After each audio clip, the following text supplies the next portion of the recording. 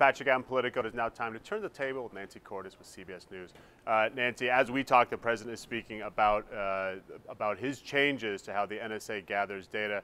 This has been a long conversation we've had in this country, and Lord knows the country in history has always debated security versus privacy. What are we finding out about where the president has come down on sort of what is the appropriate manner for which the NSA should, in fact, gather intelligence and data? Well, he's basically threading the needle, Patrick, between privacy advocates who say that the government needs to get out of the business of holding on to this so-called metadata, information about who calls who when, and intelligence experts and some on Capitol Hill who say this is a vital program and the government needs quick access to this information when it has concerns about a terrorist plot. And so what he's saying is that he's going to change the program, but that he wants advice from his director of national intelligence. He's also going to look at the review that was recently done by an outside panel to determine where this information should be held. He's not saying that it should be held by the phone companies. He's not going that far, but it's possible that he's looking for some sort of middle ground where the intelligence community would need to seek say a judge's approval to get access to this information, that it would still be held by the government in some way. So the bottom line is we are not going to wake up tomorrow or even 6 months from now and find out that this information is being held in a different way. It's going to take some time to work this out.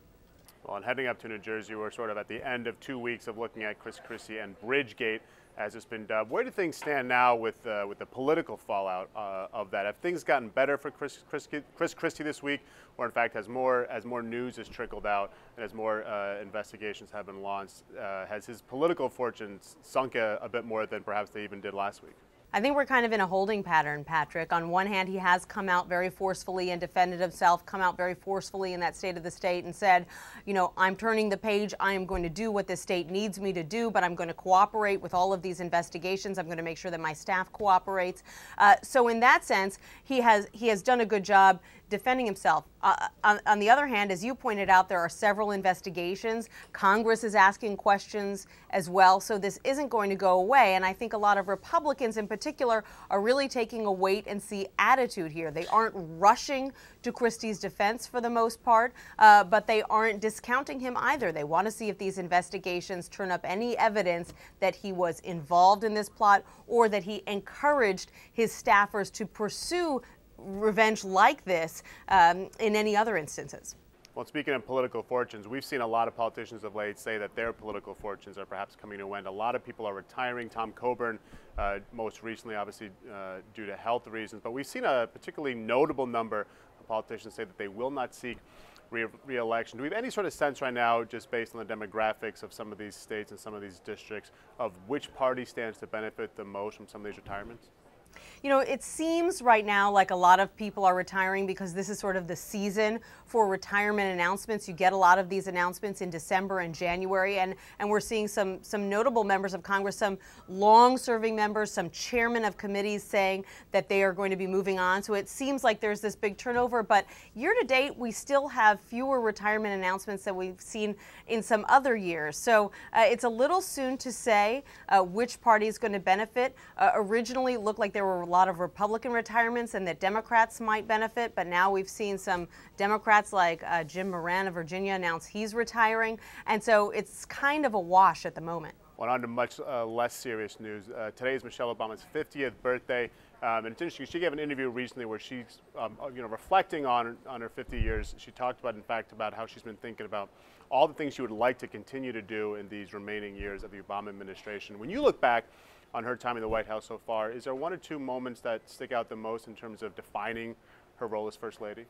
Well, I think, to me, probably the effort that she has made that is going to have the most long-lasting impact has to do with obesity in children. And, you know, she did get some ridicule from the right for that, the suggestion that perhaps it was a nanny state, her getting involved in this issue, telling people what they should and shouldn't eat. But I do think that in the past few years, you have seen sort of a revolution in this country about what we should be eating, whether we should be trying to grow more food ourselves, buy more food locally, looking at the ingredients in our foods, the recognition that there's a lot of stuff in our foods that shouldn't be there. And she has played a significant role in that. She has brought a lot of attention to that discussion. And just this week, we saw evidence that Americans are eating more healthily. We had a report on that just this morning on CBS this morning.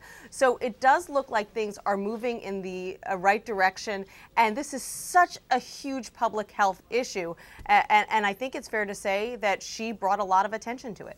All right, Nancy, tell us about what we can expect to see on Face the Nation this Sunday. Well, they're going to be talking a lot about this announcement by the president and about the changes that will take place at the NSA.